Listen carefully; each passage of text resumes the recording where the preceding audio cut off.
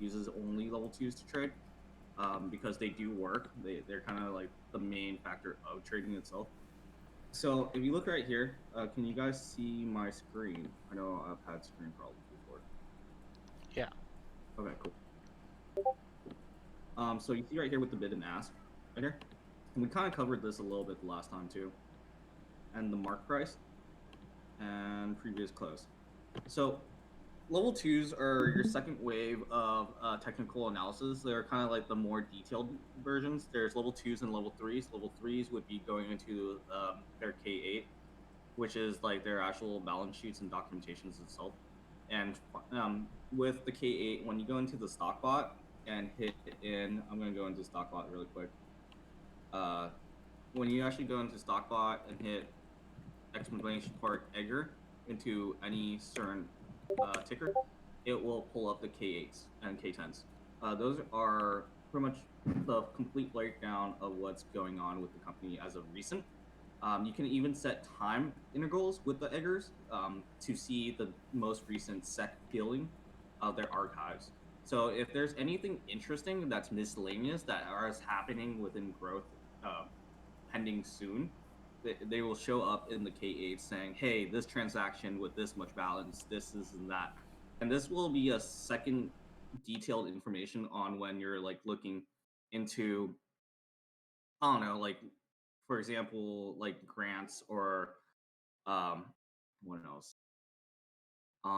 Like buyouts or bankruptcies and stuff like that. You can actually see and compare different balance sheets and how they're doing. It's also a good way to look at earnings if you actually look at the equation to how to do earnings itself. Yeah, and I believe D is here, so I'm gonna let him take over before I get too far and like completely go a different route.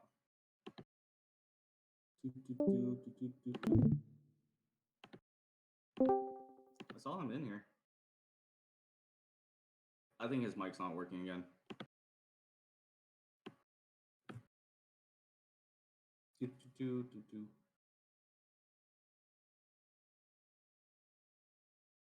I think he's having technical troubles right now, so give him a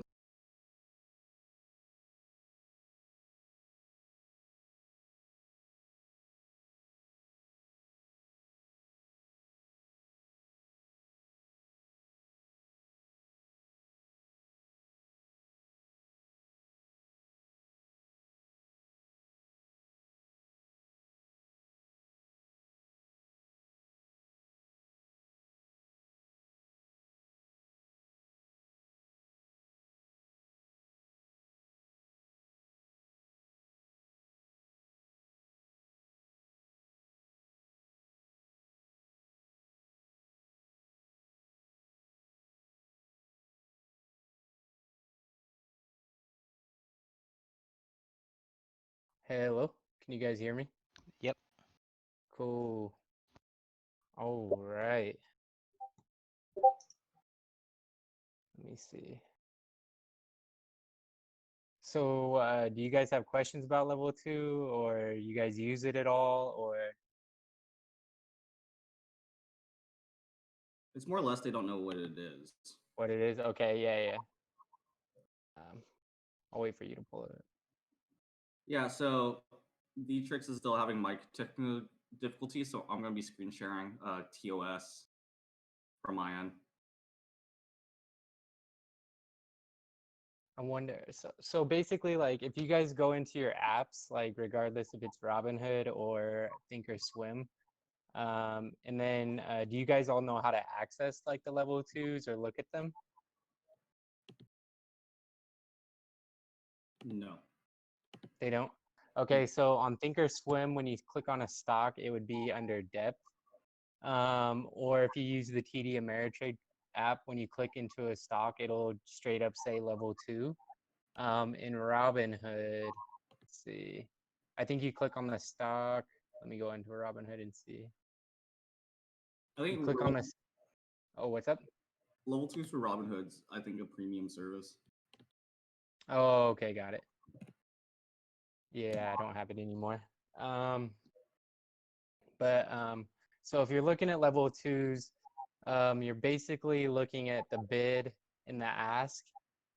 So the bid is people trying to purchase shares. The ask is people trying to sell shares. And it'll tell you how many shares are on the bid. So, like, say somebody's trying to buy 5,000 shares of Boeing.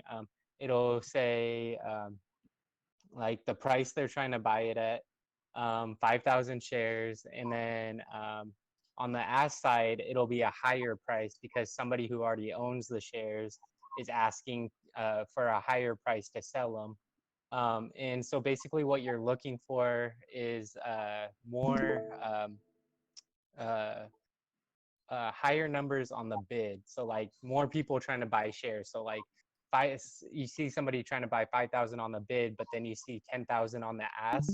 That's not a good sign because there's more people trying to sell than there is trying to buy. So if it was vice versa, there was 10,000 on the bid and then 5,000 on the ask. There's more people trying to buy compared to sell. So I have a spy up here on live. If you can see it. Going on live, perfect. Let me turn my phone. There we go. I'm just Okay. I'm just picking a random contract. Okay. I don't usually use it for the contracts, Okay. because it's a little bit harder. Just go back into Spy in general. Give me one sec. No worries. But I mean, once I explain it to you like this way, so can you, yeah, just look at like the regular level twos for this. What do I click? Um, Would that only be? Let me see. I'm gonna try and pull it I'm up pretty on sure. my.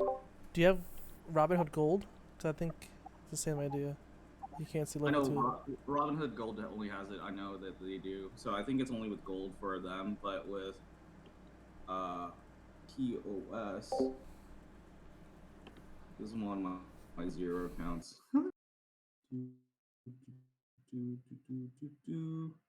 Okay, so I'm on TOS. What would I do? Let me get on my desktop so I can get to it. Sorry, You're good. I'm logging on. Thank Robinhood, you. yeah. Appreciate For some reason. Oh, it's because on your Discord you just have to click out of it and then you have to click on the TOS screen share. I got it. Okay. Perfect. So, yep, this looks a lot easier to read. This is still contracts. I guess I could run it through on the contracts. Let's see here. They don't show bid to ask volumes here though. Yeah, that's weird. That's what I was like looking for. Um, How would I how go can we to how can just we look at it so we could look at the stock and not the option? Let me see. do. I don't usually look at level 2, so that'd be a you question. I usually do it on my phone, so it's so much easier because it's like right there. Yeah, because it says it right there. Yeah. Oh, right here, right here. But it doesn't show the volume. Oh yeah, it does. But Hmm. you know what I'm saying. It doesn't. Yeah. It doesn't show. It doesn't show the size. Oh yeah, it does. Okay, so there's the size bid and the ask.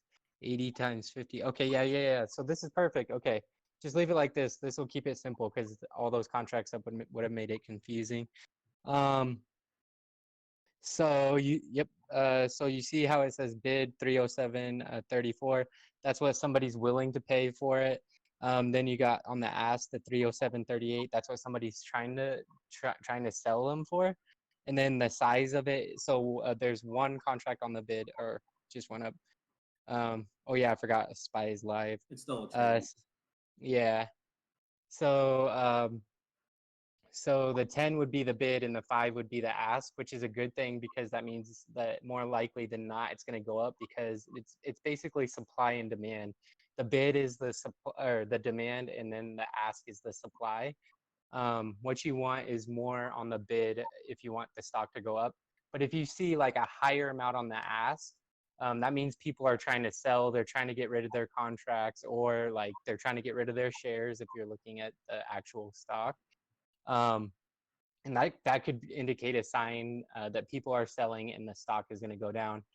And you can use that to find supports and resistances. And usually, so like say on like Genius or something, when the stock gets to 2.99 or something, you'll see the ask at $3, and you'll see massive amounts of people trying to sell. It's usually those dollar amounts where you're going to see a little bit of resistance.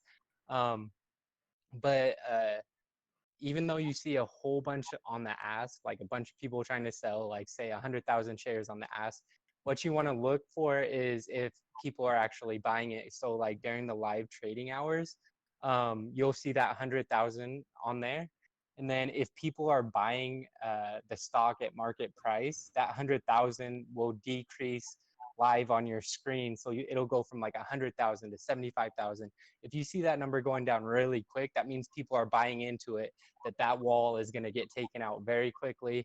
Like there's still demand for it, and that the stock is going to go up. If you're watching it and you see that 100,000, and then you see another $3 ask below it for another like 50,000 shares, and the number's not decreasing, more likely than not, that's the ceiling right there. The shares are not getting eaten up. Nobody's buying them, and the stock price is going to go down because then people are going to end up start selling into the bid price.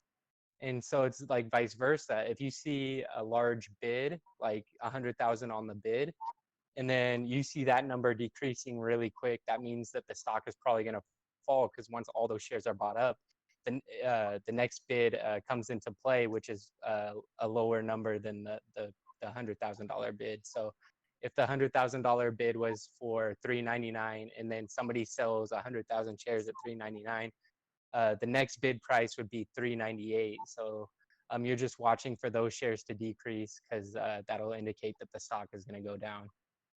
And this is very pertinent for like penny stocks, Mm-hmm. and also breaking or supporting resistance points. Just because you know how we like tend to go to certain margins of the Fibonacci's and resistance, and it just doesn't do anything, right? The best way to notice if you're gonna go into the right direction to put or call is by looking at the bid and ask. Because, like for example, Mm-hmm. with me, when I'm scalping contracts, I look at the same thing Oh because yeah, I forgot. Yeah. it wouldn't make sense for if you guys are looking at my screen. Let me go for a better contract. Hold up.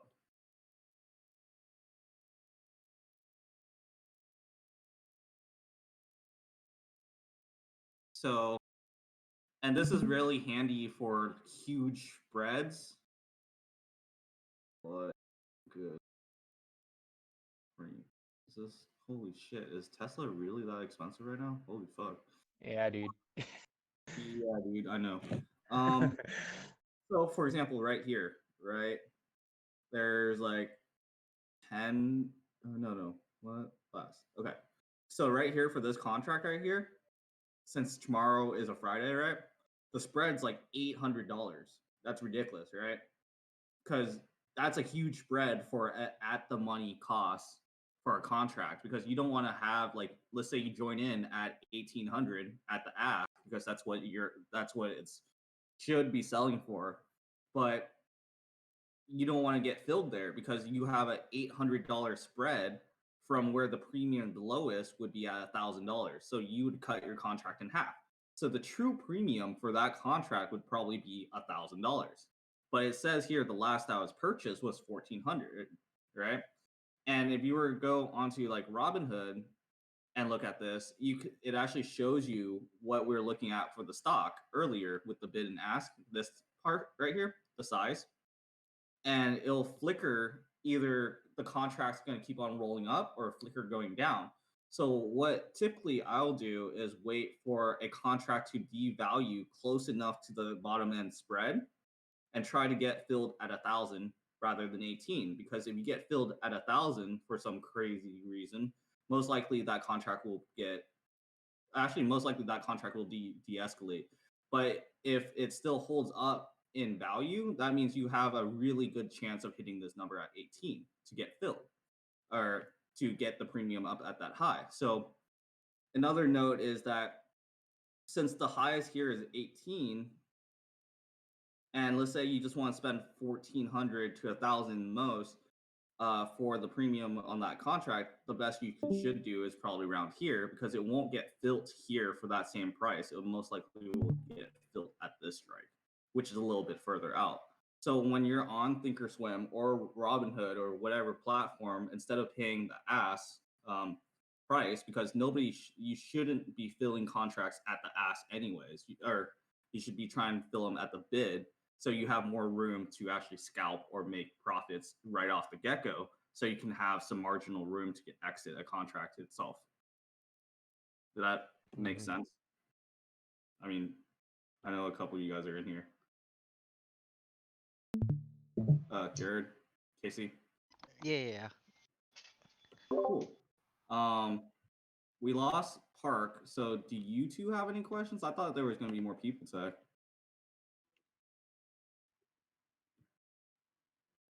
Was there something that you guys are graphing or looking at that you wanted to look at, like, particularly? I mean, other than that AMD one that I've been staring at for like 5 days now. What are you looking AD like? You're talking about AMD? Yeah.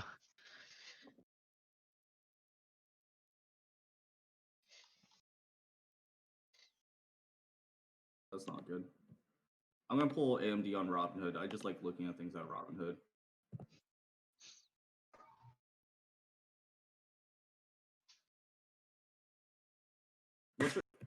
So you're pretty much the best way to indicate semiconductors is always going with Sol. I don't know if you have that. Do you have that, Casey?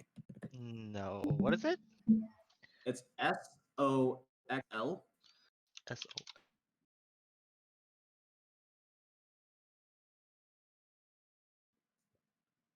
Oh.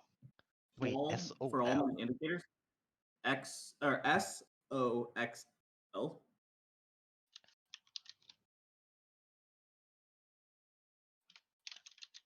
Or you can just look at the live screen if it's showing. It says it's paused. Okay, give me a sec.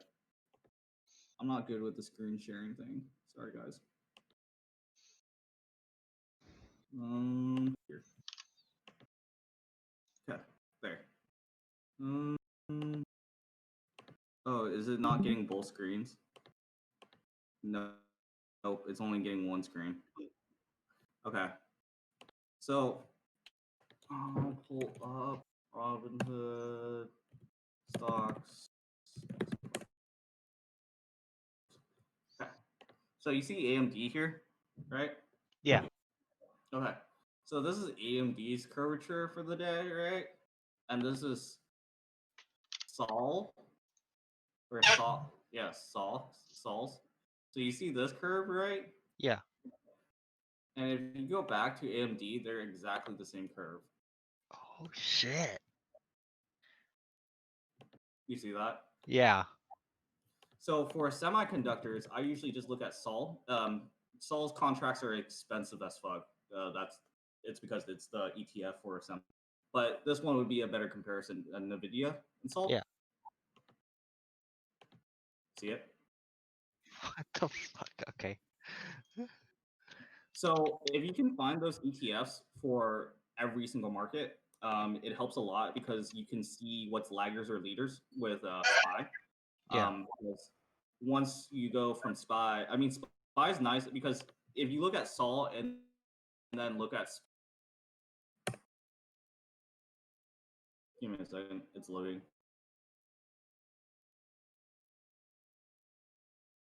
And there's a couple of the ETFs aren't as efficient, by the way. So you have to find the ones that are heavy hitters. So now if you compare SPY, Sol, and NVIDIA, you see it? Yeah. What the fuck? So it helps out a lot with the bids and asses, but you won't fully confirm break all the time, like as you could have seen with AMD. Like you would imagine AMD would have done something like this, right? Uh-huh. But the problem is AMD doesn't have as much popularity and volume, and they haven't really gained much attention lately. So it's kind of difficult to. What's your position on it? Currently July 17th, for 55 strike as a call. You have some time. Yeah, It's yeah, yeah. 2 weeks. I think you're safe. I feel like this is safe. I mean, it's been bottoming out at 50. Their normal float is about 50 though, like Yeah. before pre-corona. So it's and AMD is one of those like it's kind of like Intel where it does this too. It's very not like stable. Uh-huh.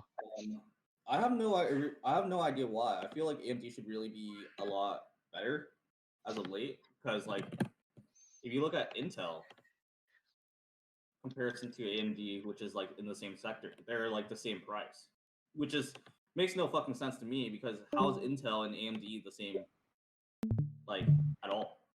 You know? Huh, I always thought Intel was more expensive. No, Intel. So the problem with Intel is that Intel has a huge manufacturing in Oregon here. Actually, I think one of the major headquarters is here in Oregon, and most of the computer chips are built or programmed here instead of Mhm. Silicon Valley. So we have some insider. I know some people that work there, and I think the biggest problem with Intel is mismanagement of money.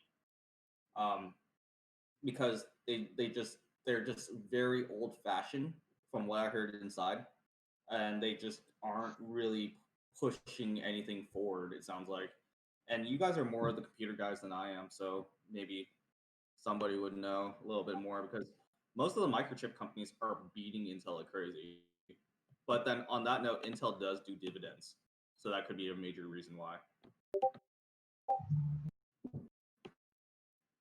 Yo, Dietrich, could you What's up? explain covered calls really, really quick again? Raw here has like, I think he had like 4,000 shares of Genius. Yeah, I got 6,000 shares. What exactly? Do you just want me to go over the whole thing again? Just a little bit, just like maybe how it operates. Yeah, no worries. So basically, what you're waiting for is the stock to pump up, and then you're looking for a strike that you think that it won't hit. So like while it's pumping up, like the prime time for us that we should have wrote the contracts was on Wednesday, I think it was, uh, when or Tuesday, one of the two, when Genius pumped up to about 320. We should have wrote 350 contracts for premium price because the next day the stock went down, and more likely than not, it's going to expire priceless, or like those contracts are going to expire worthless tomorrow. So we would have collected 100% of the premium on that. But So, that's basically like the gist of it. so Raw, with your shares, pretty much what you can do is start selling premium, and Uh huh. your safety net would be um your shares, the pretty much what you would be risking. Exactly. And as long as it doesn't go above 350, you're the market maker, you're the writer of the shares. So you would be the seller and you pretty much make free money on owning the Yep. shares. Um, Exactly. but can't you can owe above, right? If it goes above. Yeah, correct. So the only risk that you really take, and this is why I only advise writing weeklies, is that, so say the stock ran up to 320, the premium on the 350s was like 40 cents. So you're like, okay, like I don't think it's gonna go past 320. I think it's gonna go down in the next couple of days. And even if it does go past 320, it's not gonna get to 350. And then say the next day they drop a catalyst and it shoots Genius to 375, and it ends up staying at 375 till Friday, and it closes at 375. So the premium from 320 to 375 will have increased. So say it went from 40 to like to 70. 60 or 70, yeah, you will owe the difference in that premium, plus you will lose your shares. So that's why it's crucial that you pick a strike that you know or you're very confident in that it's not going to hit, and you time out when you sell the contracts. Sorry, what was the question again? I joined late. No worries. I was just explaining writing contracts again. Does that kind of make sense? No, that definitely So makes like, sense. so like if the premium increases after you write the contract, and the stock, and then that contract doesn't expire um, worthless, and the only way that happens is if it's over the strike price, then you owe that extra premium. But on the plus side, if you write a contract high enough over your average price, you collect what your average price to that strike price, whatever you would make in between that. So there is a safety net there too. Cool. Yeah. So let me give you an example. So When say you- you bought the shares at 260, you wrote the contract for 350, and it closes at 360. You wrote the contracts at 320. Although you would still owe that 30-cent difference per contract that you wrote on the premium, you would still collect the value of the shares that it went up from 360 to or 260 to 350. So if you Wait. had if you had 100 shares that you bought at 260, you would collect the $90 that it went up from 260 to 350. Okay. Does that make sense? Yeah. So, Yeah. but would that just be discounted from the it would probably be discounted from the premium that you owed for the difference that it gained then.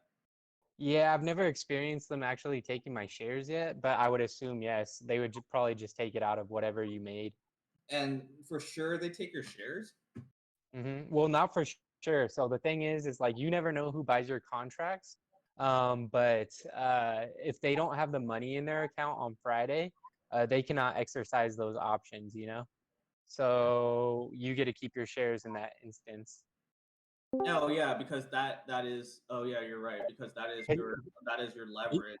That is your collateral to Yeah, so exactly. And so the person who owns the contract is liable for paying for those shares. So yeah, if they can't pay you for the shares, you keep your shares anyway. Wait, so then how do I write my Genius contracts if I have a couple hundred of them?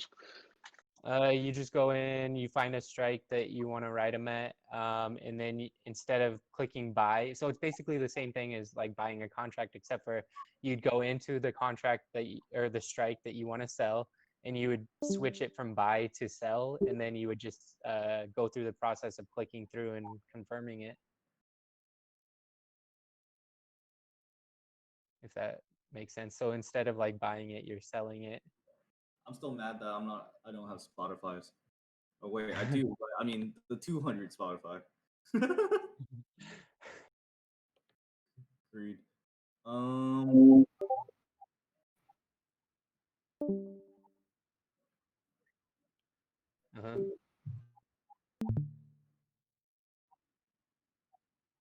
Uh, y-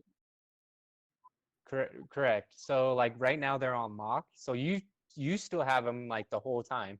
But tomorrow when they expire worthless, the market closes. It's gonna take like a day for them to process it and like get it all situated. But by the time Monday comes around, you will have 100% of that premium in your account, and you will be able to do whatever you want with your shares again. Yeah, you don't have to do anything at all. Oh, we're running low on topics to talk about. It's kind of interesting that we're running low because I usually know. this I think it's because we do it weekly though, so we provide a good amount of information. But yeah. no, No, go, yeah. go, go.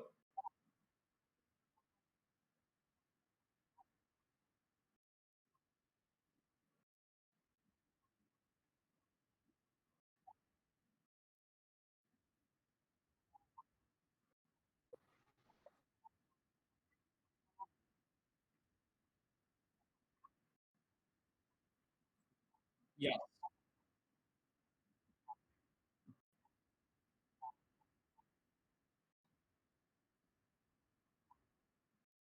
that's yeah, Jared. So that's exactly what I do, particularly. I know the boys go about it all differently. Each one of us kind of, if you've seen, we all have different styles, of course, right? And so with that's the one of the ones that I found. I'm mostly on healthcare and semiconductors and cars, usually, mostly just Tesla.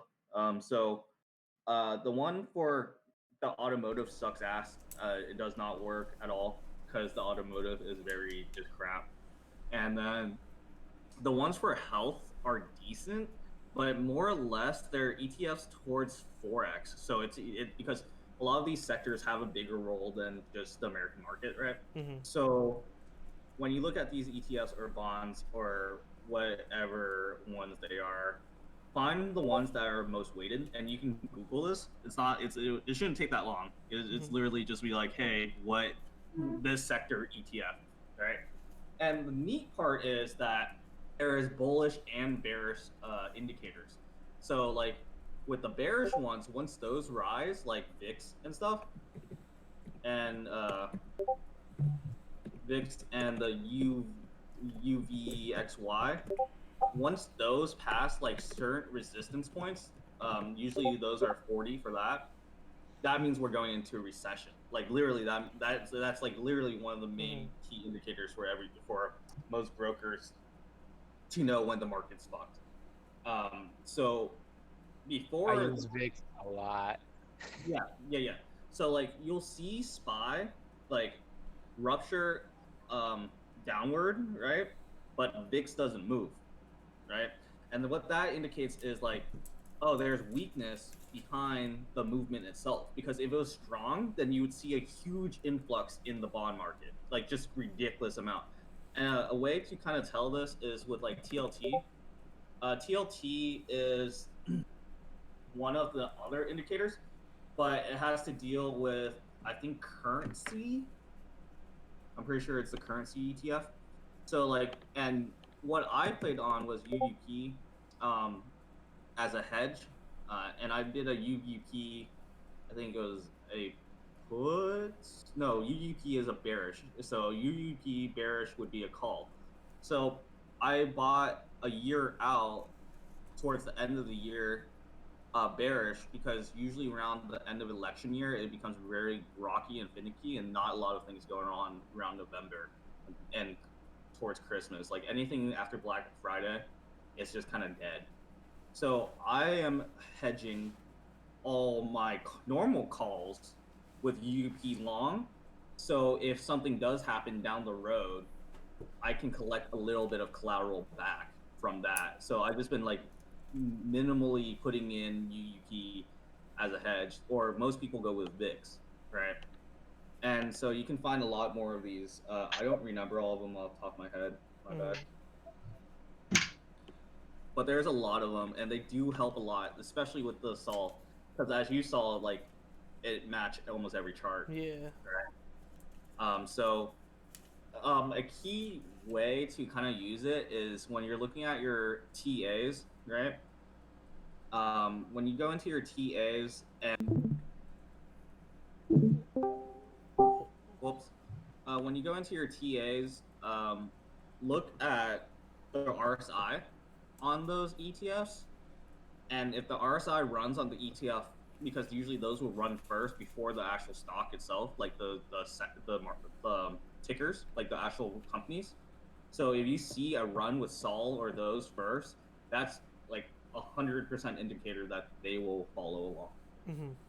So this is a good way to find laggers and leaders. Like for example, a lagger would have been AMD today because it was staying below the opening price point, and the leaders would have been like Nvidia and probably Apple or something like that. Cool. Um, Alan, you're new. Ask some questions. I know you have a bunch. Ah, shit. Anything? Nope. Dude, It's really cool to see all you guys getting a lot better at charting lately. Anybody go in on Nike? No. No, but we should have just bought puts. And the last time I tried to do that with Nike, it was at the same level. I got smashed. It was around like it was last earnings, and they released like the Travis Scotts. And I totally forgot about the Travis Scotts, and got rocked out of my mind. I wouldn't bet against Nike, but I don't know why Nike is so small. I feel like Nike's huge. I mean, but right now I feel like because nobody's buying shoes. It's been like what 3 months of lockdown? 4 months? 3 months. No, see, that's like the biggest misconception there is because a lot of people buy shoes. Like, so one of my homies, he builds bots for Supreme and Nike, like for the raffles. Yeah. And literally, this guy does like billions of dollars in transactions on a like monthly or bi-monthly basis. So there's like it's not that there's no money in it. I just think that like, what the hell, like it's crazy. So what would be the play you're thinking about with Nike? Because like I don't see much upside with it with the way things kind of are with like between, the unrest with China and then also possibly going on another lockdown for a lot of states and yeah. I think the biggest downfall for Nike right now would have been like the sports are not running, right? And they can't get advertisement there. There is none.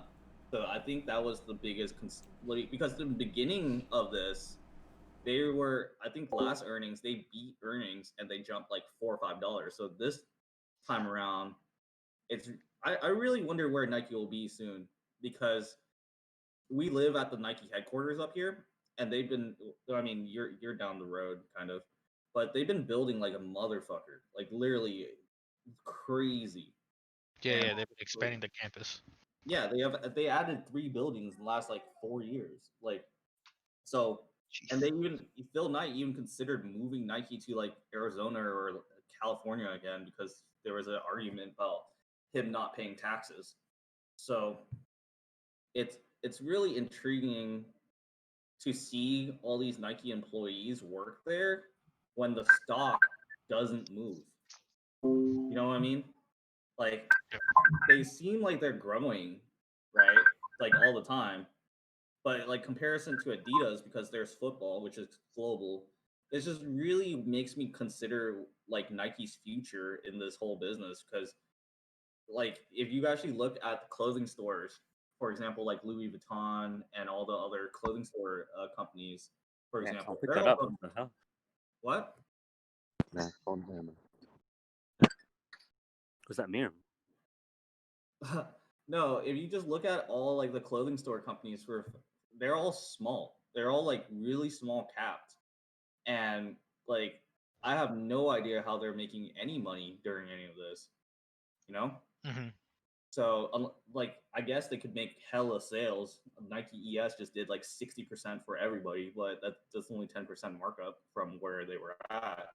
So it's interesting because they're really gonna have come out with something because I know Nike prior around Christmas was trying to do StockX, right? Their own internal StockX. Yeah. But that has not gone anywhere for them, which is even crazier because you imagine like the providers of their shoe would be very successful in this trading market. So I don't know.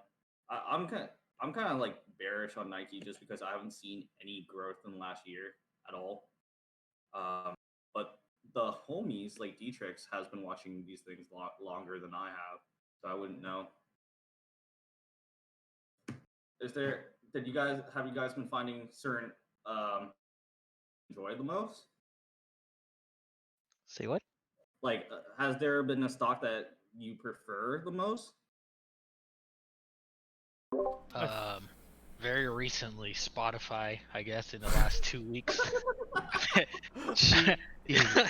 No, I'm serious. I've been like watching the stock since like in May, and like it's just been charting on. I'm like, okay, where is this gonna stop? And like I just don't see it stopping. So I'm like, okay, well fuck, let's throw some chips on the table. Trust the shit. And then there's also fucking what's that other one? D-Dog. I just looked at D-Dog again too. D-Dog. Yeah. You UDoc and DDoG are literally blowing my fucking mind. Like, I don't know what to say about either of those. You know, Fuck is this? literally. I'm telling you, man, D Dog's got something, bro. Like, Wait, if y'all trying to find something, that'd be one to go. Like, it's just got a lot of upside. See, I wish CT was in this. He's at a barbecue right now, but he's the Holy DDoG master. He's been talking about DDoG for like the last year. Like, literally, it's so fucking crazy. And I'm just like, every single time he brings it up, I'm like, oh, I'm gonna go. Like, it's same with like Jared, like with the moaning thing. And I'm just like, dude, I don't want to hear it. I literally just don't want to hear it. Yeah, we can blame Dietrich for that one. Also freaking Cloudera too. Like, they could potentially be like where D Dog is as well. Like, Um, right now they're sitting at like 15, but like it's the same type of service that they're providing, cloud What's the service and ticket? stuff. CLDR. CLDR. Yeah, like these cloud companies are going out of control. Like literally. But cloud is the next wave, you know? Like literally with 5G going up, cloud has to do a better job. That's period. Like no way that we can just have whatever amount faster it is without faster cloud because that's going to cause a lot of issues, you know? Mhm. So I think that's really the realm, and I'm pretty sure like I just don't see cloud going away. I literally don't see cloud, especially the major impactor like major leagues in the cloud service as of right now. Did you just change your name D Dog? He's not even talking, he's fucking around here. Oh, I think he's on the laptop. Oh. So he Yeah, can't- no, I mean, you look at it in like March, it was like at 4, right? Like, Yeah, $4. what is that's like where everything started closing, right? On the second or something, and then from there it's just been Just It's blew just up. channeling up. Just channeling up. 219% increase.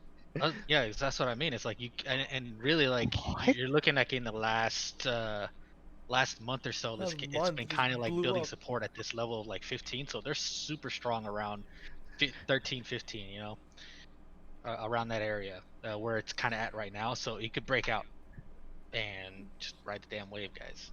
Fuck is going on? TLDR. I think that's fair. I would still consider D-Dog as so. My consideration as penny stocks, anything below like 10 to 20, right? That's just like usually the typical termination, like $1 or $5, whatever your determination is. But Cloudera really has potential. I mean, they're in Palo Alto, which is a huge area. They have Oh, yeah. they have 3,000 employees. I mean, it's not really a joke, right? Mm-mm. What's their market cap? Their market cap is $4 billion. Like, what the fuck? How did you look up the market cap so fast? That's what I mean, man. I'm looking at it. It's on Or using Robinhood? no, I'm just on Google. You type in you type in the ticker and Google just pops it out. Google Foo, man. Google Foo. Google knows everything. Right. You know, if you type in "I love you" on Google for a Vietnamese translate, it says "Dumama." It's like go fuck your mom. Like, I saw that. that's so horrible. Sorry, I thought it was funny. Had to bring it up. I mean, they were up 9% for the day. That's $1. That's quite. What's their?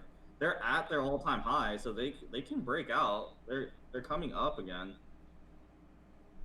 So that's something to keep interested on. What was that? K-Volks or T-Volks? What was? Somebody sent.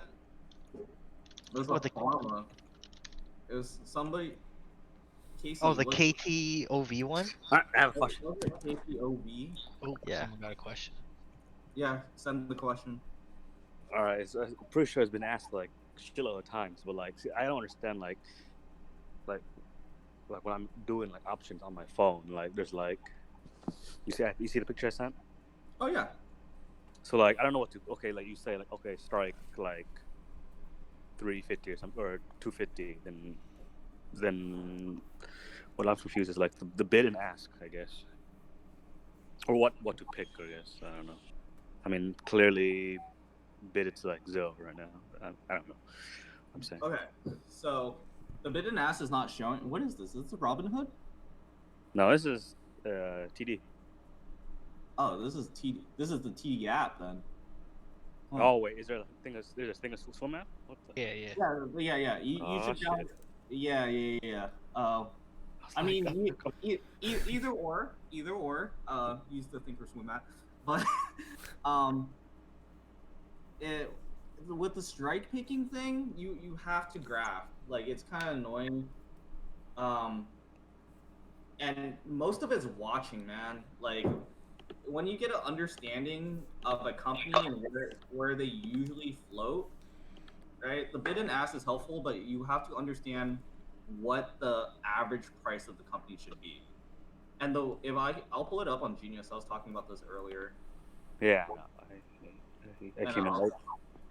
no, not today. So you're fine. I was talking to somebody. I was talking to Raw about it.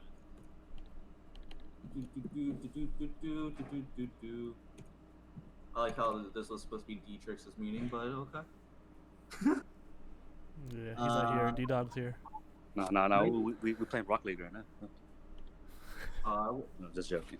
If one of you guys want to screen it, I'll watch. But I'm usually watching my kid. I didn't even get time to go buy weeds then, man. Well, I guess if I'm the noob, then I'll try. Okay, so you guys see my screen? Oh, okay. Not yet. Let's see. Let me go back. This live screen thing kind of gives me trouble all the time. You guys see my screen? Hold up. Yeah. On the Genius? Yeah. Got it. I'm on. Cool. Give me 1 second to set up some things right here. Okay. Stream has ended. What? How? No, I still Wait. see it. We still. Okay. I think it was loading. Is it there? Yeah, it's here. Okay.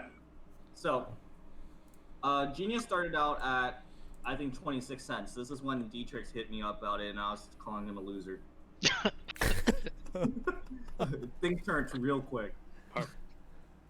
And so, what happened here, right? So, Alan, you're new.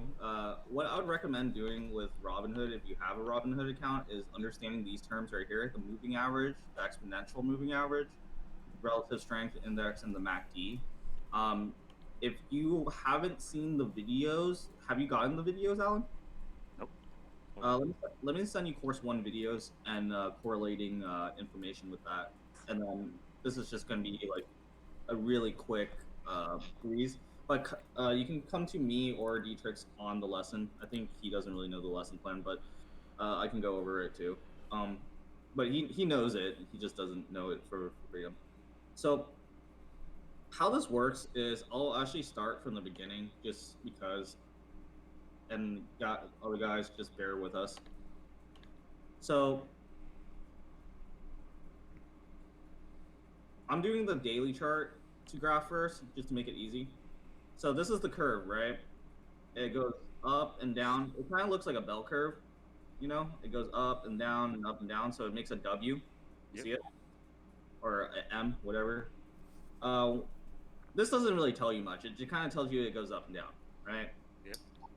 You take the moving average. The moving average, how the equation works is you take it takes the 5-day closing price divided by 5. So it takes the 5 days divided by 5 to get this line, and it throws the line on top of your chart. So what it does, it makes it a lot smoother, and takes out a lot of data, and it really helps. It really helps when you're looking at things moving sideways, like right here. You see this? Yeah. Wait 1 second. I'm gonna switch laptop really fast. 1 second. Oh, you're good. You're good.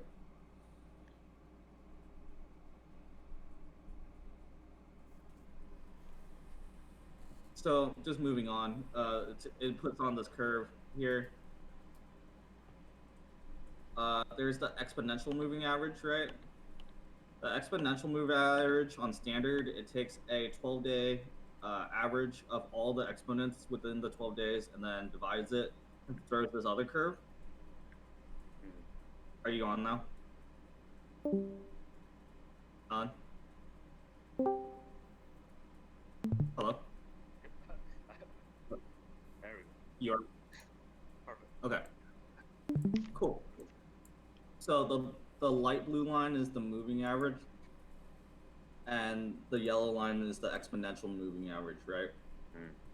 So one thing you were kind of asking is when do you buy certain your certain strikes? Like when do you enter, right? That's kind of the main question. And so what scientists found out and mathematics found out was that there's once these two lines converge on each other right here, that the pricing action will go opposite of each other. So since it converged here and it was on a downtrend before, it will have to go uptrend here, right? And you see this huge window, which made this the original orange line gap up. This is due to the nature of the volume that was actually gained. See this? So if you were watching the bid to ask, what we were mentioning a little bit before, this is where the bids would get the ask would start getting erased and the bids will become more solid and the price starts coming up. That's how that happens, right? And as things keep on going up, they have to hit a wall. And I'll go into that, and they have to drop in price. The reasoning that it hits a wall is because if you think of a company, once they're completely sold out of a stock, they have to come back in price to consolidate to make their average price actually what it is instead of just continuously rising to the sky forever. So I'm going to remove so the scientists that came up with this called it the moving average convergence and divergence. I know I was using a MA and an EMA. It's pretty much the same principle, but with this they used a moving average of 12 and 26, and they lay it over a 9-day frame because they found out if you do this, it makes this graph, right? And what you'll notice from this graph is it will tell you exactly when price starts dropping right here. And this would have been the enter sign right here when the MACD crosses. And then this is where the price action was trying to gain.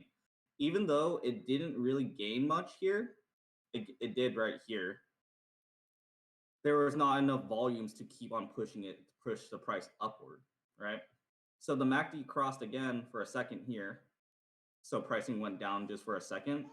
And then as you can see, there is enough volume to actually push the price all the way up. One thing you'll notice is I'm going to pull up the RSI.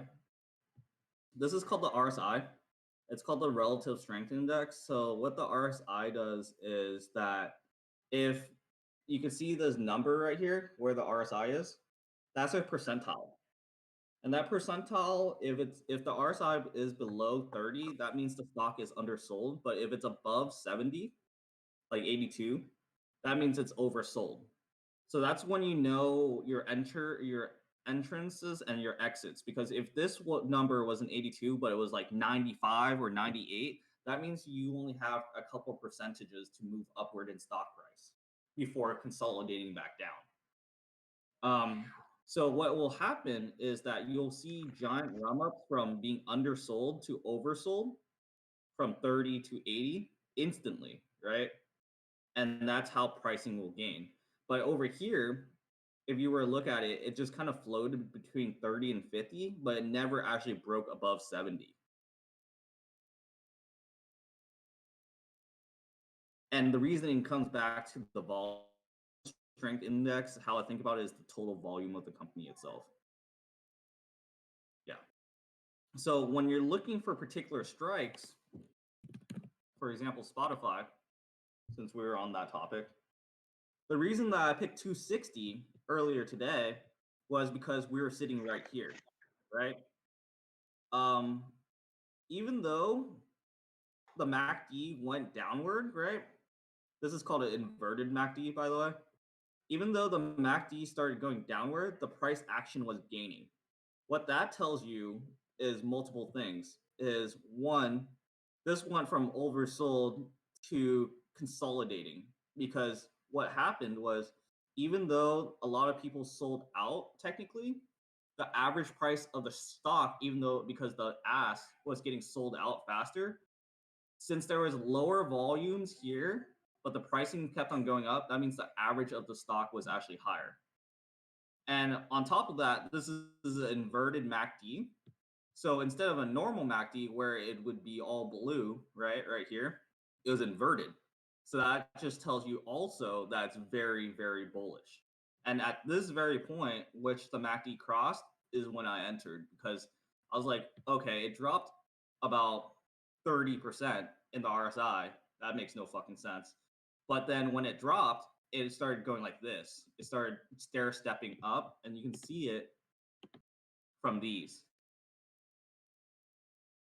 And when something doesn't look right to the charts, because the MACD is pretty accurate, it's like 99.99% accurate because it's a derivative. When the MACD doesn't make sense, that means something weird's happening. So since Spotify's been on kind of this tangent, right? There was just no way, no how that it was going to come crashing down today. And another reason was if you look at SPY, right, for today, SPY today started coming, it started at the open red. Spot opened blue, or red, and then it went blue. It went blue here too, right? It went blue here too, and then it went red, right? But the red period for the SPY comparison to spot lasted way longer. And with that, not only that fact, but it was gaining volume and pricing as SPY was dropping, kind of, right? Until, I mean, it started increasing here. But honestly, what SPY was doing was consolidating for this pump. And the only way you can notice that is by watching the RSI itself, by seeing how much volume pumps. So like at this spot at 9:45 and 9:45, it just kind of consolidated and stayed flat here until the end of the day pump around noonish. And then I don't know what news or catalyst there was. But this is how you can tell this was a leader rather than a lagger, because if it was a lagger, you would have seen it fall before SPY and continuously come downward. Did that make sense? Am I crazy? Yeah, you're crazy. No, it makes If somebody told me that I'm crazy, then I'll completely understand. lost you a little bit when you when you brought in SPY, I guess. Okay, I can go back. That's fine. Oh, wrong thing. Okay, SPY. So, so you see how this part on the MACD right here, right from right here Yes. to over here is all red, Yes. right? But you see the price increasing on spot, Yes. and how like there's stair steps going upward rather than downward, because the MACD was saying that it should be falling in price, but it's gaining in price. Yes. And then if you were to look at SPY, you can see at that same time frame interval, SPY was dropping in price pretty much. But then it consolidated because it didn't drop below 30 to undersold. Because once it gets to undersold, it starts selling out. Like it starts dropping hard. It go like that kind of thing, right? But since it didn't go to undersold and then starts swinging back up in RSI, the momentum from that, as this was going on, pushed this part right here on spot, even though the MACD was saying otherwise. And that's pretty much how you can tell it was a lagger or a leader. Because if this was a lagger, at this point right here, this would have gone downward. Because SPY was kind of going like this even more, but it did hit the screen. So fortunately, it hit this volume candle. But if it right here, it would have continuously gone downward if it really wanted to, which it said it did, but it didn't, because it never became undersold. Yep. It stayed in this whole region between 30 and 70 is kind of called the marginal zone. where things just kind of stay afloat. And if you see the RSI kind of stay in the marginal zone, usually it just kind of goes sideways. It won't gain in price. So it was just interesting how that price action worked today. And since I kind of noticed it from the get-go of the morning, because SPY was showing pretty much a pretty good weakness. Honestly, it went from 304 to 301s real quick, right from the get-go. But instead, Spotify was ripping. Mm. You see what I'm saying? Yeah. Yeah. And that was my sign to go in, because this window of money right here, it's a window of volume, but I call it window of money. This gap of money just shows you that there's more people wanting to hold the contract at that rate than rather dropping it with SPY. And that's pretty much how I scalp, by the way, guys. I spend a lot of time trying to find that little spot and that MACD. You will not see that MACD often, by the way. The inverted MACDs are super rare, and if you do see one, realize that something fucked up will happen quick, because usually that's a key sign of major issues because like the derivative, like most derivatives, they're completely accurate. The MACD is not like perfect or anything, but it damn near is. So when you start seeing things like that,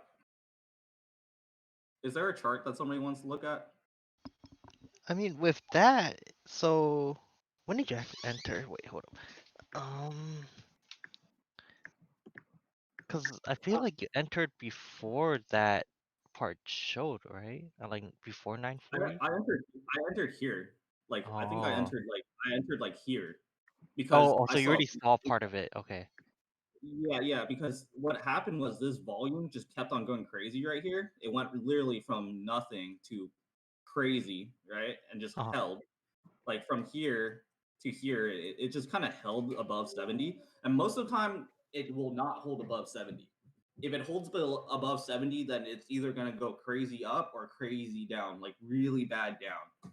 So, but the thing is, it kept on bumping dollars. Like it was literally every 5 minutes was $1, you know?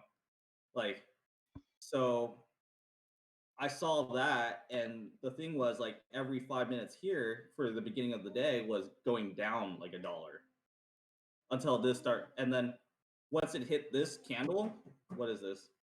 650, 650. It started rupturing harder because this should have came down like hard right here, but the RSI was raging instead. You see how RSI is like floating downward here, but Yeah. it's not doing. So since it was raging, that was also another sign of it being a leader. And like usually things don't sit afloat at 95, like literally anything above 85 is you're stupid. You should probably get out. So it was floating at 90 for like half an hour, which is literally insane. So that's just extraordinary bullish behavior right there. And the reasoning behind it was because yesterday, so yesterday it lost all this. It lost this whole thing, right? But they were rebuilding a foundation right here to go up there because it was gaining before that. It gained from here 200 all the way up to 260 already, right? And the previous foundation was the same spot almost. So they were just consolidating again to build another one. And that's pretty much what happened to SPY yesterday too. Yeah. Well, kind of, but it was SPY was consolidating for like 4 days. Yeah. Hopefully that helped out a little bit. I'm going to Yeah, eat yeah. dinner. I'm gonna call it a day. All right, thank you. Thanks, Okay. Chief. All right, peace, guys. Thank you. Peace.